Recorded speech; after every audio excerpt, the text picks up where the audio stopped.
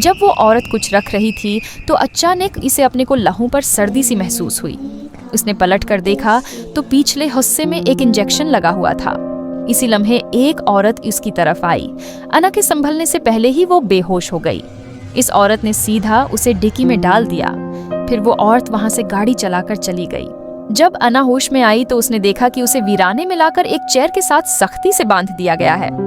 इसका अगवाकार एक ऐसा मर्द था जिसका कद 1 मीटर से भी कम था। इस आदमी ने उसे बताया कि उसने ऐसे शख्स को नाराज किया है जिसे नहीं करना चाहिए था। अना अभी सूरत हाल को समझ भी न पाई थी कि उसे दोबारा बेहोश कर दिया गया।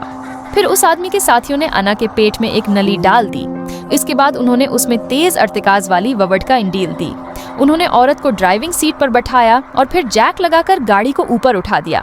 आखिरकार उस आदमी ने स्टार्ट की हुई गाड़ी को धिक्का दिया। वो लोग अना को एक हादसे में मारना चाहते थे, लेकिन गाड़ी समंदर में गिरने से एक लम्हा पहले ही अना अचानक जाग गई। लेकिन उस वक्त तक ब्रेक्स पर पांव रखने के लिए बहुत देर हो चुकी थी। गाड़ी बेकाबू होकर फिर भी पानी में जा गिरी। बहुत ज्यादा दबाव की वजह से समुद्री पानी तेजी से गाड़ी के अंदर भरने लगा।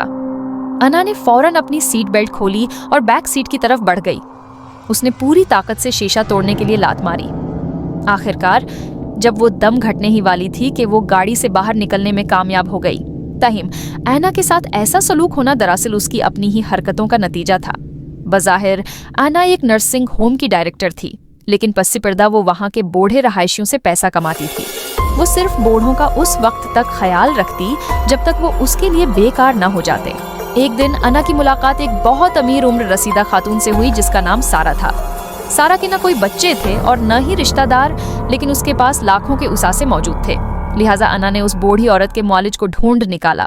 उसने डॉक्टर को $5 लाख देकर रिश्वत दी। फिर डॉक्टर ने अदालत में गवाही दी कि सारा खुद मुख्तार जिंदगी गुजारने की सलाहियत नहीं रखती। मजीद ये कि उसने कहा कि सारा को शदीद ज़हनी कमजोरी डिमेंशिया है। ये बात सामने आई कि मकामी कानून के मुताबिक अगर कोई ऐसा बुजुर्ग शख्स बीमार हो जाए जिसके रिश्तेदार ना हों तो अदालत किसी नर्सिंग होम को उसका सरपरस्त मुकर्रर कर देती है। हत्ती की समाअत के दौरान भी फरीकीन को अदालत में पेश होना जरूरी नहीं होता। यूं अना बड़ी आसानी से सारा की कानूनी सरपरस्त बन गई। उसने सारा का फोन छीन लिया और उसे नर्सिंग होम भेज दिया। इसी वक्त सारा की आज़ादी को सख्ती से महदूद कर दिया गया। तमाम तैयारी मुकम्मल होने के बाद अना को ये अख्तियार मिल गया कि वो सारा की जायदाद अपनी मर्जी से इस्तेमाल करे। जैसे ही वो बूढ़ी औरत के हीरे अपने नाम करने पर खुशी से फूले नहीं समा रही थी, इसे जरा भी अंदाजा न था कि अना को इस बेवकूफ़ी भरे अमल की एक निहायत तकलीफदह कीमत चुकानी पड़ेगी। इस तरह अना को अपने ही किए की निहायत दर्दनाक सजा मिली। और आप लोग जानते हैं ना कि जिंदगी हमेशा एहतियात और नेकी के साथ गुजारनी चाहिए। अगर आप ये वीडियो देख रहे हैं तो चैनल सब्सक्राइब कर लें, ये मेरे लिए बहुत मददगार होगा।